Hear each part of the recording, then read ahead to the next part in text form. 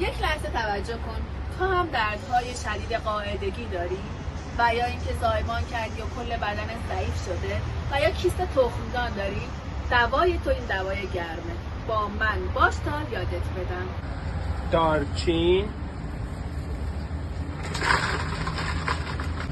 زنجبیل، زیره سبز، زیره سیاه، قرص کمر، میخک، هل، رازیانه،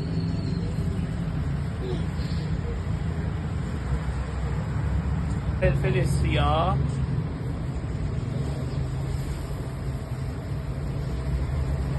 قنچه گل محمدی، بادیان ستاره‌ای، زردچوبه،